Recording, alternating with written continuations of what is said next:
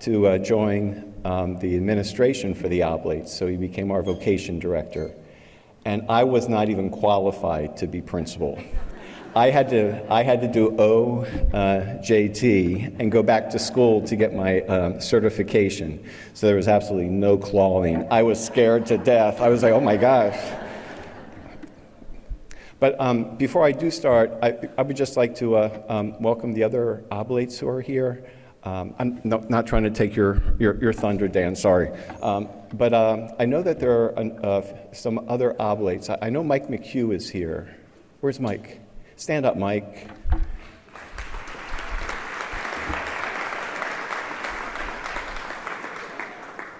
He doesn't have dirty fingernails today, by the way.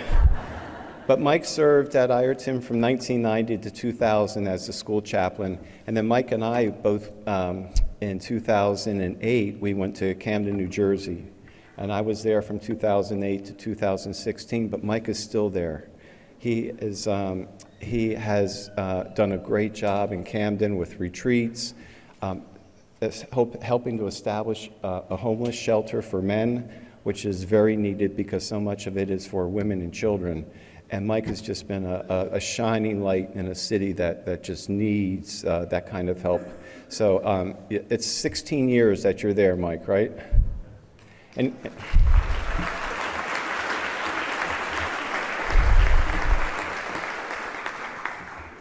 And I asked him one time, he says, no, I want to die here. He's not looking for another job. So he has been incredible. Father Joe Brennan is here. I think Father Mike Murray's here too, right?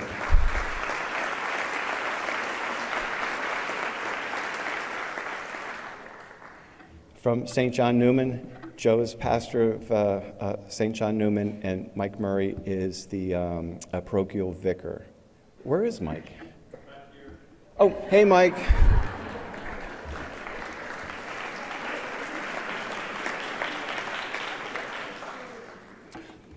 One of my roommates is here. Well, we don't share a room, but we share a rectory mates. One of my rectory mates is here. Father Lou Fiorelli is here with us.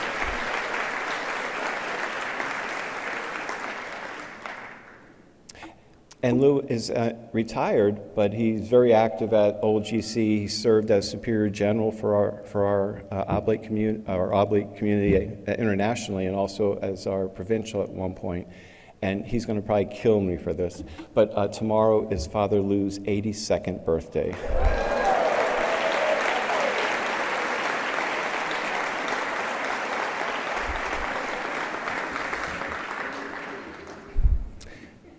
Did I miss anybody? Oh my gosh. And Father Bob Mancini, who was...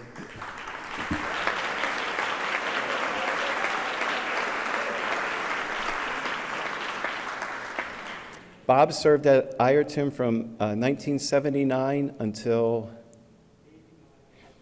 89? 85. So Father Bob is another, and I'm going to ask Father Bob to stay standing because I want. We just had a picture. It's like a senior citizen picture of people who have worked at Bishop Ireton but who are no longer employed here. So if you've been somebody who worked at Bishop Ireton, or like Rick Monlock, you were here, but also.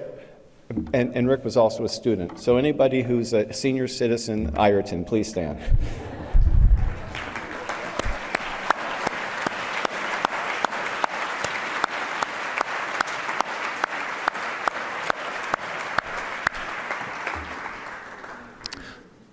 Okay, sorry about that, because Carol's going to kill me now, because that was not part of my time. Okay. So following up on Kevin, I'm not going to try to repeat anything that he said, but if anybody has ever been to Old GC, you know that I have a tendency to think in threes. Or if you've ever heard me preach, or even some of my writings, I have a tendency to do threes. And that's what I'm going to do, because when I first looked at the quote, it's so simple, and every word counts. But when you think about bloom where you are planted, you can focus on so much of that. And what I did is I really went to the notion of planted. I thought, how can you bloom and how can blossoms be beautiful if there's not a firm foundation, if you're not with solid roots and soil and whatnot? And so what I'd like to do is I do have 3 points. My first one is a writing that I did when I was in Camden, and it's about cardboard. And I'll explain that after I read it. The second is about being more firmly planted, and then the last is about home. So what I'd like to do is I'd like to start with this reflection that I wrote about my first months in time in Camden. Camden is one of the most challenged cities in our country. Consistently, it ranks as one of the most violent American cities. Unemployment, drugs, abandoned houses, and murders, they capture the headlines. Homelessness is an ongoing issue. Before arriving in Camden, cardboard, I brought, Kevin will kill me. What did I do with it? Because I brought a show and tell. So it's not bottles, but it's cans, soda water. So sorry about that. Cardboard was the commodity of packing, and my only thought of it was how best to break it down before disposing of it. Then, on August 5th, 2008, I arrived at the cathedral and saw the number of homeless who slept in our parking lot, their only bed, the cardboard, beneath them. At first, I had a hard time sleeping, realizing the disconnect between my secure home, comfortable bed, and the vulnerability of those who spent the night outside my bedroom window. After a few months, my guilt subsided. Each morning, the routine was the same. The day began for our staff to clear all the cardboard from our property with its accompanying smells. My attitude moved from guilt to frustration, and finally to anger. I began to resent the homeless outside of our home. The smell of urine, the sights of defecation and used needles were regularly seen on our property. Finally, I asked myself, how had I changed so dramatically? From where had this newfound anger arisen? I concluded that this had less to do with the homeless and more to do with me. I realized my own homelessness. In the Salesian tradition, humility is the virtue that defines our relationship with God, Creator, Redeemer, Lover. Our only response to God's goodness and love is for us to live in gratitude. From Thanksgiving, Salesian humility moves us to an honest assessment of our gifts, our talents, weaknesses, sinfulness, and an acceptance of who we are before God. Francis de Sales once wrote to his good friend, St. Jane de Chantal, "Isn't that funny how saints are always friends with saints?"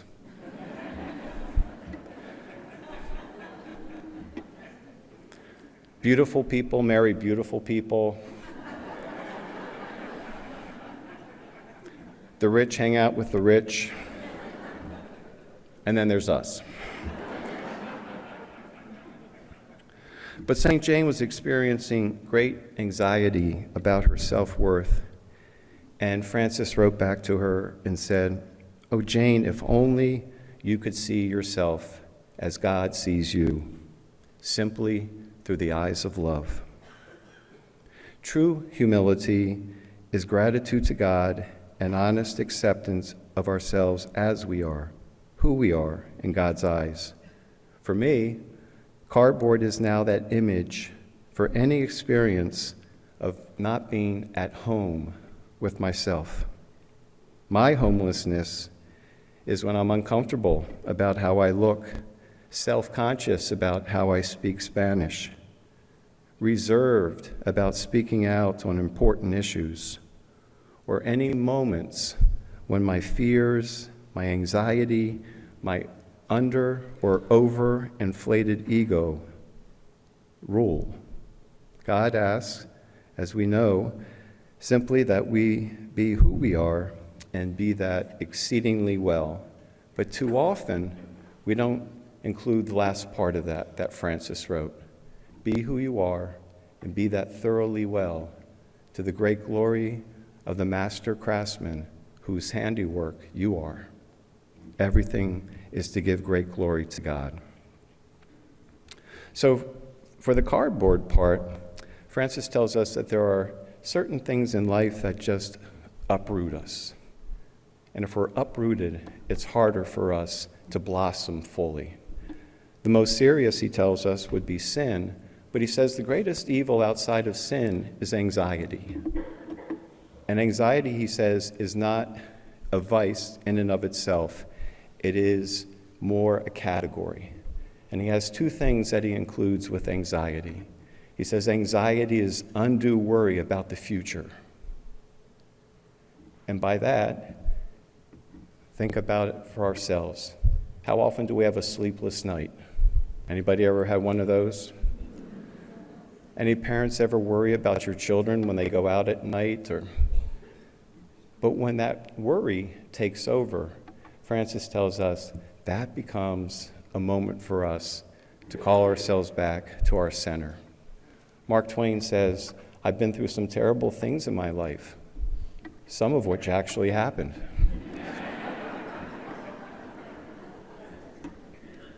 Roy Rogers wrote, worry is like paying a debt that might never come true. And Francis de Sales writes, and this is another one of his very famous quotes that many of us know, do not worry about the cares and the troubles and the concerns of tomorrow. Think only of living well today.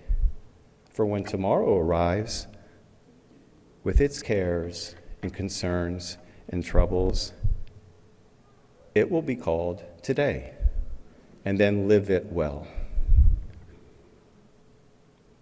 He also says that that same anxiety can apply to the past.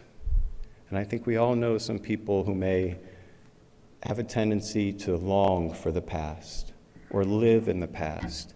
And maybe even for ourselves, the past might be that place where we have painful memories, that we relive certain moments, that we have regrets, or maybe even stronger than regrets, that we have a hard time forgiving ourselves, or we have a hard time forgiving others.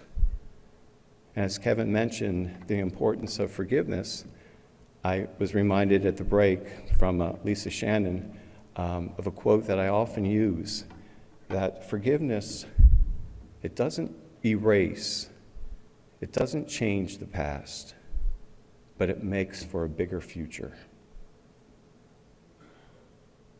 So anxiety is undue.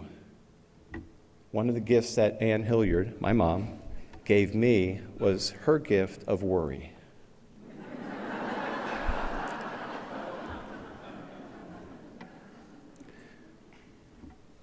I'm one of five. I'm the middle. I have two older brothers and two younger sisters. So we were just not sure what day was going to be worry about Steve, worry about Bob, worry about Matt, Kath, or Mare. But then we would say to her, hey, Mom, if you don't have anything to worry about with us, you're going to be worried that you don't have anything to be worried about.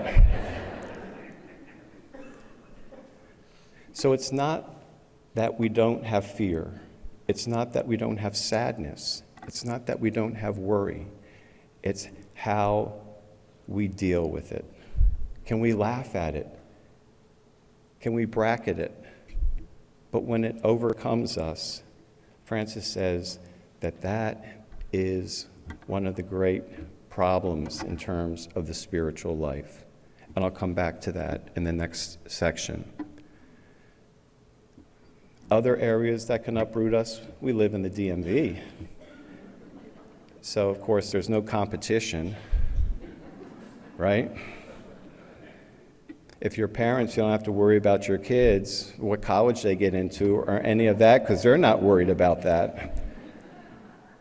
So Kevin mentioned the quote, why build castles in Spain when you live in France? How content are we, or able to be, with the life that God has given to us? How easy it is for us to look at what other people have or make comparisons and want what some others have versus being grateful for the gift that we have here. And some of those uprootings are just what life has. What happens when we go to the doctor and we get a bad report? What about family problems that come up that we did not expect? Finances, they can change. How many times a year do we have to worry about a government shutdown? And how many government contractors are even in this room, and you're the ones who are going to suffer? So all of those are very real uprootings. So what do we do with those? What does Francis suggest in terms of helping us to be more firmly planted in the midst of life's changes and uprootings? Well, the first thing he says, as I mentioned in his notion of humility, that we live firmly planted in gratitude. He says that humility is the vertical virtue. Did you ever see Dead Poets Society? Remember Robin Williams comes in and he talks about Jay Pritchard, who's the judging poetry. Well, you can judge its something success on the vertical and its other success on the horizontal. And he told them to rip out that page. You can't judge poetry by some scale. But Francis says that the vertical virtue means that God is God and we are creature. We are created, and never confuse the two. Dostoevsky writes in The Brothers Karamazov, once created in the image and the likeness of God, humans have never ceased to try to recreate God in our own image. Instead of becoming bigger like God, we want God to be petty and small like us at times. So humility begins and is grounded in gratitude. All is gift. St. Paul writes in his letter to the Colossians, dedicate yourselves to gratitude. Commit to gratitude. It's not always natural, but it is the most obvious virtue and stance in life for us as Christians, because everything we have is gift from God. Brother David Standel Rice has a book called Gratefulness, the Heart of Prayer. And in his writing, he says, before we begin to live with a grateful heart, we expect to find beauty in good-looking things. He says, but once we live our lives with a grateful heart, with a hopeful heart, we find the joy of finding beauty in everything. Gratitude is key and essential to us being firmly planted in who we are and who we're called to be. The second is Francis, it's his emphasis on living in this moment, the present moment. That's the danger of anxiety, living too much in the future, or dwelling too much on the past. We lose this moment. Remember, Moses asks God, what is your name so I can tell the people? I am who am, present tense. God is found in this moment with these people here in Bishop Ireton's auditorium. This is where we're called to be, who we're called to be at this moment. I'm always flabbergasted because no one reacts to this the way I do. Okay, here it is. You live your life in the presence of God. You can't change that. God is always present to you. Always. And don't say, oh, if God saw what I just did.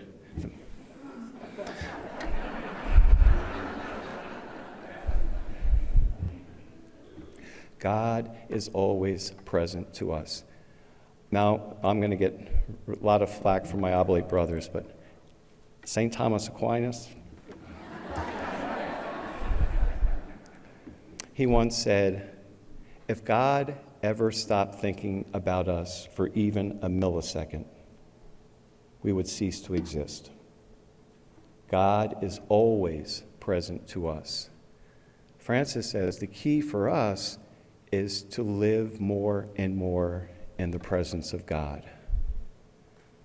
And so he developed all these different ways to do that, but one of the easiest, and it's in every oblate school, a Salesian school, a simple prayer, the one we use, 25 words. It's called the direction of intention at the beginning of the day, the beginning of all the important actions in your life. And there are like 7 versions of it.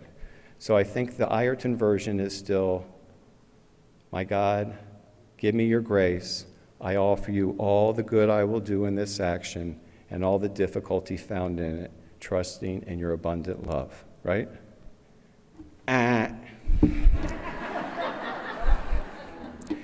The Our Lady of Good Counsel version. We don't anticipate that everything's going to be difficult.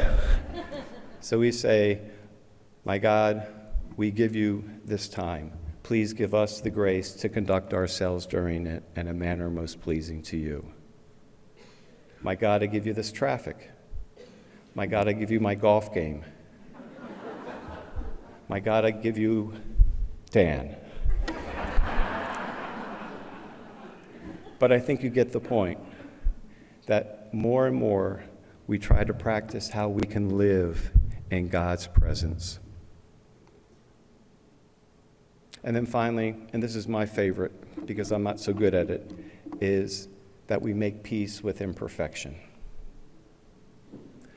Francis writes that our perfection lies not in being perfect, but in the attempt. And we always have to try. The second thing he says is that there's no neutral in the spiritual life. We're either making progress or we're falling behind. And that's why it's so important for us to make the attempt to be the best we can be. Fay Vincent was one of the commissioners of baseball. He was back in the 80s and early 90s, I think. And he was also kind of like a philosopher about baseball. And he says this, baseball teaches us, or has taught most of us, how to deal with failure. We learn at a very young age that failure is the norm in baseball, and precisely because we have failed, we hold in high regard those who fail less often, those who hit safely in 1 out of 3 chances and become star players. I also find it fascinating that baseball alone in sport consider errors to be a part of the game, part of its rigorous truth. You know that 2 players from Japan have recently signed contracts, so don't you think you deserve $700 million for getting it right 3 out of 10 times? Make peace with imperfection. Laugh at your anxiety. Seek forgiveness and trust in that God who is nothing more than love and mercy. And finally, my last point is home. I mentioned at first to be more and more at home with ourselves. And Kevin mentioned it as well, but to remember our eternal home, the destiny to which we are called. Kevin mentioned John 3:6, right? And the second part of that, though, is God did not send his Son into the world to condemn the world, but that the world might have life through him. In John 11, I love even more. We oftentimes wonder about God's will. What is God's will? Thomas Merton, the Trappist of last century, and one of his own spiritual journeys, said, I don't know that I am doing God's will. And even if I think I am, I'm not sure I really am. But I must conclude that my desire to please God must, in and of itself, be pleasing to God. So next time you think about God's will, think about that. But in John 6, Jesus says, I did not come into this world to do my own will, but the will of the one who sent me. And this is the will of the one who sent me, that I should not lose anything that he gave me, but raise it up. So if we have any misgivings about our place with God, hopefully those quotes can help us. And I'd like to conclude, I mentioned home, because there are two gospel stories that I never like preaching on. The first are the servants, the workers, the ones who go out at the beginning of the day and the ones who work an hour at the end of the day, and they all get the same amount of money. There's no way to preach on that. People just are...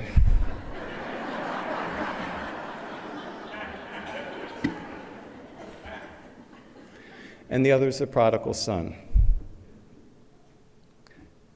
When I've always done the prodigal son, I've thought about the people, but this one time I thought about the home. And once again, it was in Camden. Before arriving here, I did not think enough about my home. I was not grateful enough for having a roof over my head, protection from the elements and the dangers of the outside world. Home provides safety, comfort, warmth in the winter, and the ability for fellowship, and a place to express love and celebrate family, friendship, and hospitality. I was surprised in my first months to see how many people were homeless, exposed, lost, and wandering. The home remains an important theme in the parable. Remember, it's told in response to the statement by the Pharisees and religious leaders that Jesus eats with tax collectors and sinners. Most often, I focused on the people in the parable, the reckless, immature, even selfish younger son. The father, who can also be considered reckless in this story, reckless with his love and mercy. And the dutiful older son, who does what is expected of him, but whose motives or reasons for being good or righteous also lead him to become judgmental and self-righteous. All three leave the comfort of the home. The young son leaves home in adventure and seeking thrills and pleasure. When his adventure turns to nightmare, he begins to think of home. The father leaves the safety of home to go on the road and wait for the son, hoping that the young man will come back, and if so, eager to welcome him. This is the major plot of the parable. It's the reminder of the depth of God's love and welcome of the lost, the wandering sinner, and the welcome which awaits each of us when we come to our senses and ask for forgiveness and mercy. It's a human example of so many scripture passages. The Son of Man has come to call not the righteous, but the sinner. There'll be more joy in heaven over one repentant sinner than over 99 righteous people. Go and learn the meaning of the words, "It is mercy I seek, not sacrifice." The words are beautiful and the example is mysterious. And it's wonderful when we're wandering and selfish like the younger son. But the scary part of the story is the example of the older brother. He is dutiful, he's reliable and dependable. He works hard and does what is expected of him. He's one of the 99 good people. And at the end of the story, we're left with the question, will he go back home? He's outside at the end, invited to come back into the home, God's kingdom. To accept that invitation, though, is to accept it on God's terms. We cannot control who God loves, how much God loves, who receives God's mercy and forgiveness, and the terms for being forgiven. The younger son remembers. He remembers that he is son. He is a creature and therefore lovable, but weak, foibled, prone to mistakes, and a sinner. As son, he's not the father. As human, he is creature. He is not God, not creator. He's humbled by the Father's love, forgiveness, and welcome. He accepts the invitation. At the end of the parable, he's inside the home. The older brother forgets who he is. He too is lovable. He too is son and creature. Therefore, like his younger brother, he's weak and limited and prone to sinning. His sinning is not as public and obvious. He's not reckless and dissolute in his living, enjoying every sort of excess possible, ignoring the demands of family and religion. The older brother's weakness is his judgmental side and belief that he deserves love and reward from the father, but also punishment for his younger brother. It's understandable, it's very human, but at the end of the parable, the question remains. Can he accept the invitation from the Father to come inside, to be part of God's kingdom of mercy and love? Like us, the older brother cannot control the terms and conditions of God's mercy, forgiveness, and welcome. It can only be celebrated. Let us be firmly planted in God's love, firmly planted in God is love, God is creator, we are creature. We are called to be grateful, we're called to live well, we're called to imitate Christ and Christ's life of loving service, and to have great faith and confidence in God's mercy, in God's grace, in God's mercy, but also in God's home. We're invited into that home, but that's on God's terms. Thank you.